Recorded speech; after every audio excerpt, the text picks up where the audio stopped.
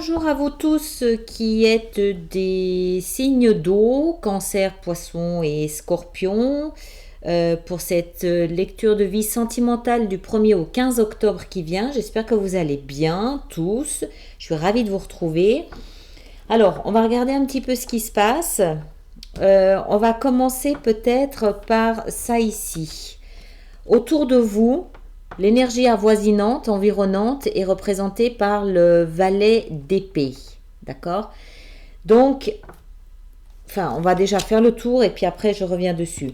Vous êtes représenté par l'énergie du jugement. Le défi, le challenge, c'est la 4 d'épée. Ce qui vous propulse là-dedans, c'est la 7 de denier.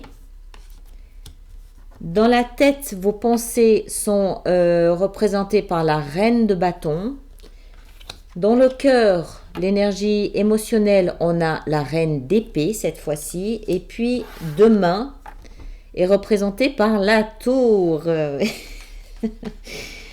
Bon, il ne faut pas en avoir peur. C'est très bien la tour parce que ça permet de c'est un peu le cocotier qui se fait secouer et toutes les noix de coco qui sont mûres, elles tombent et ça fait de la place pour les autres et c'est très bien, c'est tant mieux. Moi, j'aime bien l'énergie de la tour. Franchement, j'adore ça. Ça veut dire qu'il y a du nouveau derrière, il y a quelque chose de neuf. Bon, allez, on va commencer. Donc, le valet d'épée, l'énergie avoisinante, environnante autour de vous. Alors, soit vous avez dans votre entourage immédiat une jeune personne d'un signe d'air, Gémeaux, Balance ou Verseau, ou alors, et je pense que c'est plus vraisemblable, vous avez peut-être en ce moment quelques petits arguments, quelques petits conflits larvés. On est dans la sphère, on est dans l'émotion, d'accord? Donc ça peut être des petites disputes, ça peut être des petits accros, ça peut être des petites choses comme ça. C'est de la communication un petit peu, un petit peu acide quand même, autour de vous. Donc vous pouvez être impliqué, comme vous pouvez aussi être juste spectateur.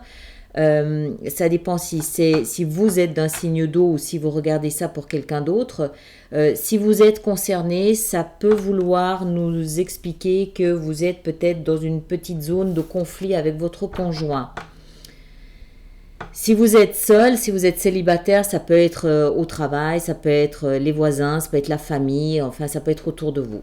Ce qui vous propulse là-dedans, c'est la 7 de denier. La 7 de denier, c'est une énergie où en fait normalement c'est un moment où on s'interroge sur les récoltes qu'on peut mener. Ça nous parle aussi en fait de construction, d'investissement. On est au 7. D'accord? Donc, il y a eu d'abord le premier, le deuxième, le troisième, graduellement comme ça jusqu'au 7. Quand on arrive au 7, on s'arrête, on observe ce qu'on a fait, on observe le résultat qu'on a obtenu jusque-là, en l'occurrence dans la vie sentimentale, et on s'interroge sur, on fait une espèce de bilan. Est-ce que c'était bien? Est-ce que c'était pas bien? Est-ce que j'aurais pu faire les choses différemment? Est-ce que j'ai trop investi et je ne reçois pas suffisamment? Ou au contraire, est-ce que je donne trop? Voilà, on fait une espèce de bilan, on s'interroge, on regarde, on pèse le pour, le contre. Et c'est probablement cette période de réflexion, d'évaluation qui a peut-être générer des conflits, à moins que ce soit les conflits qui aient généré cette espèce de besoin de faire le point, de faire le bilan, quoi. Vous, du coup, vous avez l'énergie du jugement. Alors, le jugement, c'est une énergie assez catégorique. C'est une énergie de prise de décision sans retour possible en arrière. J'aime bien utiliser la métaphore de la réincarnation, par exemple, parce que le jugement, c'est le réveil des morts, c'est une partie inerte de vous qui se réveille à la vie, mais c'est aussi une décision irrévocable de laisser quelque chose derrière, et généralement quelque chose de mort, quelque chose de fini. Alors, c'est pas nécessairement la relation, ça peut aussi s'appliquer à un comportement, à une attitude, à un rêve, à un besoin, à un fantasme, ça peut être n'importe quoi. Vous évoluez, c'est votre énergie. Donc vous évoluez, vous avez fait un pas en avant, vous êtes monté d'un étage et forcément vous laissez derrière vous soit un rêve, soit une pensée, soit quelqu'un, soit une relation, soit quelque chose comme ça. Euh, J'aime bien utiliser la métaphore de la réincarnation parce que c'est un peu comme si, voilà, on a quelqu'un qui est mort, quelqu'un ou quelque chose qui est mort, qui se réincarne en autre chose. Et c'est un peu comme si, au moment où il est réincarné, il se dit, ah ben non, ben j'aimais mieux avant. Mais seulement, c'est pas possible. C'est dans ce sens où c'est irrévocable. Euh, c'est le jugement. C'est une évolution sans retour possible en arrière. C'est un aller simple. D'accord? Mais ça peut s'appliquer à n'importe quoi, pas nécessairement à une relation, ça peut aussi être un comportement. Et heureusement qu'on a des énergies comme ça autour de nous qui nous permettent d'avancer. C'est comme une vague sur laquelle on va surfer pour évoluer, pour devenir quelqu'un de meilleur, quelqu'un d'autre, pour peut-être qu'on s'est rendu compte qu'on avait des comportements à travers des discussions comme celle-ci ou à travers un bilan comme celui-là, qu'on s'est rendu compte qu'on avait peut-être un comportement qui était inadapté. Bon, ben, ce comportement inadapté, on va le laisser derrière soi parce qu'on a eu cette prise de conscience que c'était pas forcément la meilleure attitude à avoir. Ça peut être ce genre de choses, d'accord? Mais on laisse quelque chose derrière soi, clairement. Le défi, c'est la 4 d'épée. La 4 d'épée, elle représente le repos physique pour recharger ses batteries, la mise à l'écart un instant de la vie, de la société, du tumulte de la vie, ça va bien avec ça. C'est-à-dire qu'une fois qu'on a fait ce bilan, on se met un peu sur le côté et puis on digère ce qu'on a compris, ce qu'on a vu, ce qu'on a évalué. On le digère simplement. Mais pour ça, il faut physiquement se mettre un petit peu à l'écart. En l'occurrence, là, c'est un défi. Ça veut dire que soit vous reniez l'importance de vous reposer, et ça va devenir un défi, soit rien du tout. Soit pour moi, c'est vraiment ça, c'est-à-dire que vous devez ne faites pas l'économie de cette période de pause parce qu'elle est importante pour votre corps. Quand on passe par des périodes comme ça, on a besoin de reposer son corps physiquement. Quand le psychique travaille, le corps doit suivre derrière. Et il a besoin de périodes comme ça, d'attente, de mise en attente, de pause, pour pouvoir se régénérer lui aussi. Dans votre tête, vos pensées, vous avez la reine de bâton. Alors, ce que j'aime bien, c'est que vous, ici, de chaque côté de cette carte du jugement et du repos, vous êtes entouré de reines. Alors, pour moi, ça veut dire que vous allez vous entourer de douceur et de protection. Vous allez vous entourer de cette capacité qu'a une femme, a fortiori une reine, de protéger ses sujets, c'est-à-dire vous, de prendre soin de vous, d'écouter votre corps, d'écouter vos pensées, d'écouter votre cœur et de vous donner la nourriture, ce côté maternel dont vous pouvez avoir besoin. Par maternel, je veux dire par là l'intuition, mais surtout aussi la protection. Vous allez faire attention à vous.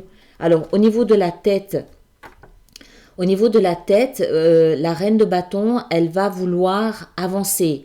Elle va pas forcément vouloir écouter ce besoin de repos. Elle va vouloir foncer, elle va vouloir avancer, elle va vouloir mettre en action des plans. Elle est pleine de fougue, elle est pleine de soleil, elle rayonne, elle a envie de foncer, d'avancer. Bon, ok, pas de problème.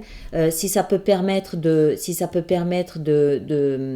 corriger le tir et d'avancer en étant bien dans sa tête, pas de souci. Mais gardez bien ce côté maternel qui permet aussi à un moment donné peut-être de se rendre compte que non, là aujourd'hui j'ai besoin de me poser, j'ai besoin de faire attention à moi, j'ai besoin d'arrêter de réfléchir, d'arrêter de penser, d'arrêter d'être dans l'action, juste faire une pause un jour. Voilà. Mais c'est bien. Ça veut dire que, en fait, vous écoutez, vous vous protégez, vous êtes votre centre d'intérêt, en tout cas mentalement. Et vous êtes dans l'action. Ça veut dire qu'il n'y a pas de victimisation, il n'y a pas de oh, ça va pas.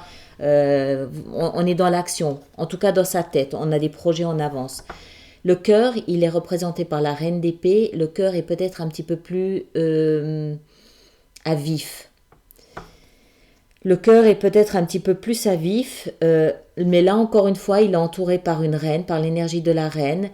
La reine d'épée, c'est la reine qui va s'assurer que rien ni personne ne va venir lui faire du mal à ce cœur. C'est par son glaive, elle va tenir à distance tout ce qui pourrait être un petit peu trop douloureux. Ça implique aussi que du coup, c'est peut-être un peu froid là en bas dans le cœur, d'accord?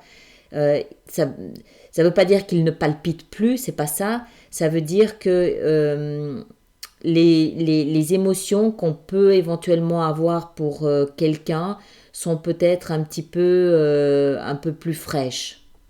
Sont peut-être un petit peu plus fraîches. Elle fait attention. Je pense que en fait, ce que ça nous démontre avec ces deux reines, c'est que vous allez être très vigilant à ce qui se passe dans votre sphère émotionnelle. Ça ne veut pas dire que vous n'aimerez plus, c'est pas ça du tout, mais ça veut dire que vous allez peut-être moins laisser passer des choses que vous auriez pu laisser passer par le passé. D'accord? Vous serez plus attentif à ce qui se passe au niveau de votre cœur et vous n'hésiterez pas à penser à vous en premier et à tenir à distance tous ceux ou tous ceux qui pourraient vous faire du mal. Ça peut être des mots, ça peut être une lettre aussi, hein, d'accord? Mais j'aime bien le fait qu'il y ait deux dames là, deux reines. J'aime beaucoup ça. Et puis alors, nous voici à notre tour, notre belle tour pour demain. Alors, ben, ça veut dire quoi? Ça veut dire que de cette période ici, de ce jugement, eh ben forcément, voilà, encore une fois, on va laisser des choses derrière soi. On va en rajouter de toute façon, mais je ne veux pas en rajouter comme ça brutalement, je vais en rajouter par signe, parce que pour chaque signe, ça peut être quelque chose de différent. Mais clairement, voilà, la tour, c'est le tremblement de terre et toutes les pierres de cette tour qui ne sont pas suffisamment solides, pas suffisamment ancrées, elles vont s'écrouler. Mais ça permet encore une fois de faire de la place pour du neuf, ça permet encore une fois ça permet encore une fois de nettoyer sa vie, de nettoyer ses relations, donc c'est pas plus mal. Alors, on va commencer peut-être par les poissons, pour voir un petit peu comment ça va se présenter pour nos amis les poissons. Alors, poisson, elle a envie de venir. Poisson, qu'est-ce qu'on a pour les poissons? Poissons, première quinzaine d'octobre pour les poissons. Voilà, hop, 2 et 3. Bien. Alors, pour les poissons, on sent qu'il y a de la peur. Il y a de la peur, vous manquez de confiance. Je pense que vous n'aimez pas du tout ce qui se présente ici. Je pense que vous n'aimez pas ça du tout. Je pense que ça vous fait un petit peu peur. Je pense que vous manquez de confiance en vous, en l'autre, en vos sentiments peut-être aussi. Moi, je pense avec ça que vous avez peur de ne pas pouvoir... En fait, ce qu'il faut comprendre aussi, c'est que des périodes comme celle-ci ne signifient pas automatiquement rupture. Une période comme celle-là peut aussi être un réajustement pour le meilleur. Et c'est ce qui semble être le cas. Donc, je comprends la peur. Je comprends parce que vous voyez pas ce qui se passe devant, vous voyez pas où ça peut vous mener. Mais je pense que cette peur, elle fait aussi partie du processus. Parce que quand on a peur pour son conjoint, pour sa relation, ça nous permet de mesurer à quel point on tient cette relation. Donc la peur fait complètement partie du processus. On a envie de dire n'ayez pas peur, mais en même temps j'ai envie de vous dire au contraire entrez dans cette peur parce qu'elle va vous permettre d'installer une échelle de valeur pour savoir à quel stade vous en êtes dans votre relation et à quel point vous tenez à votre conjoint. D'accord? Donc vivez ce que vous avez à vivre, N'oubliez pas de vous reposer. Là, vous l'avez 2 fois, d'accord? Donc, c'est important pour vous. Prenez bien le temps de vous reposer, prenez bien le temps de recharger vos batteries, prenez bien le temps d'écouter votre corps. Vous avez la tête et le cœur avec une énergie féminine de reine. Écoutez bien ce que vous dit votre cœur et votre tête. Et puis, vraisemblablement, après tout ça, vous avez la carte du 10 de coupe qui est un accomplissement émotionnel, qui est la joie, c'est l'épanouissement, c'est la joie en famille, c'est une famille retrouvée. Donc c'est bien là où on voit que finalement de passer par des procédés de réévaluation peut permettre aussi de se retrouver dans de meilleures conditions. Il y avait peut-être des choses qui n'étaient pas dites, des choses qui n'avaient pas été établies clairement, et là c'est tout simplement une occasion pour pouvoir les établir et les éclaircir. D'accord? Donc tout bien. Tout bien, tout bien, tout bien pour les poissons. On va mettre ça comme ça pour pas qu'on les retrouve systématiquement. Voilà, donc ça c'était les poissons. Maintenant les cancers. Les cancers. Première quinzaine d'octobre. Qu'est-ce qu'on a pour les cancers? Les cancers. Hop, voilà. Alors là. 1, 2, 3. Waouh! Bon, les cancers, ça va être spongieux. Ça va être spongieux, il y a plein de coupes, il y a plein d'amour, il y a plein d'émotions, ça va être spongieux. Alors, soit il y a dans votre environnement une personne d'un signe d'eau comme vous, sur son beau cheval blanc, voilà, qui vient vous offrir une coupe pleine d'émotions, une coupe pleine d'amour, à moins que ce soit quelqu'un qui vous parle d'amour, mais dont les fondations ne sont pas suffisamment solides. Hein, un beau parleur, quoi, en clair, ça peut être ça aussi. Soit on vous a fait des promesses ici, et puis vous vous rendez compte que finalement, quand on fait un peu le bilan, quand on fait un peu le point, il n'y a pas grand-chose, il ne reste plus grand-chose. Et je pense que alors, il y a 2 cas de figure. Soit vous devez vraiment faire le tri dans ce qu'on vous a dit, c'est-à-dire qu'on vous a peut-être fait beaucoup de promesses. Hein? C'est vraiment le bilan. Soit on vous a fait beaucoup de promesses et vous êtes obligé de faire un peu le tri là-dedans. Qu'est-ce qui est vrai, qu'est-ce qui n'est pas vrai. On vous a fait miroiter peut-être beaucoup de choses et au final, tout s'écroule. Il reste plus grand-chose. Ou alors, il est possible aussi, mais je penche moins pour cette solution. Il est possible aussi que vous ayez plusieurs chevaliers qui viennent vous offrir des coupes pleines d'émotions et pleines d'amour. Peut-être que, voilà, en fonction de ce que vous vivez, vous vous reconnaîtrez là-dedans. Moi, j'ai plus l'impression qu'on vous a vraiment abreuvé de belles promesses et de belles paroles et que vous ne savez vraiment pas trop laquelle est vraie, laquelle est juste, à laquelle il faut s'accrocher.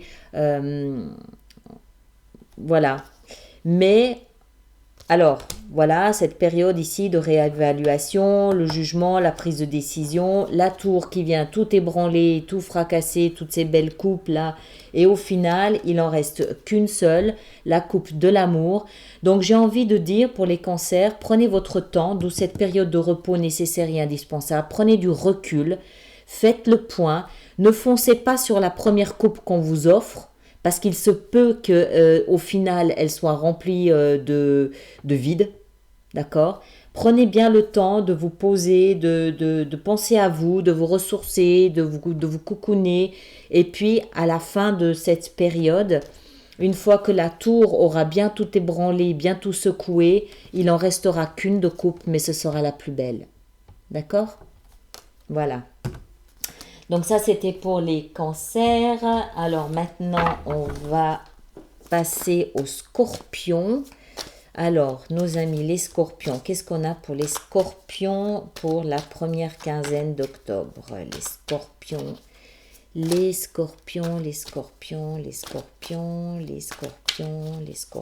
qu'on a pour les scorpions? Scorpion. Voilà. Hop. Alors, là et là. 1, 2, 3. Les scorpions, ils sont branchés finance, apparemment. Bon, pas nécessairement. Les scorpions semblent être ceux qui s'en sortent le mieux. Hein? Qui s'en sortent le mieux, je veux dire par là, qui profitent pleinement de cette période Les scorpions, alors il y a beaucoup de deniers, ça veut dire que soit vous allez profiter de cette période pour beaucoup travailler, soit vous allez compter vos sous, soit vous allez faire rentrer des sous. En tout cas, vous profitez de cette période, vous avez compris que c'était un moment où vous pouviez vous occuper de vous et vous ne vous privez pas avec la 9 de denier. Vous êtes, il y a une sorte de confort, de bien-être. Vous êtes seul, certes. Vous avez peut-être pris une décision, par contre, plus tranchante. Vous êtes seul à jouir de ce moment de plénitude, de bien-être. Ça n'a pas l'air de vous poser un gros problème. Alors, la 3 de denier, elle peut nous parler d'une collaboration, elle peut nous parler de partenariat. Donc peut-être que vous en profitez pour créer un partenariat au niveau du travail. Peut-être aussi que vous avez traversé une période d'amour, de trio amoureux, que vous en ayez été la victime ou que vous en ayez été l'actrice ou l'acteur. C'est possible aussi. Peut-être que vous avez pas mal de monde autour de vous avec qui vous vous amusez un petit peu ou avec qui vous travaillez simplement.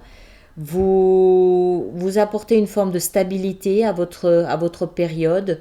Euh, Moi, j'ai l'impression ici pour nos amis scorpions que, en fait, euh, vous êtes moyennement affecté par ça.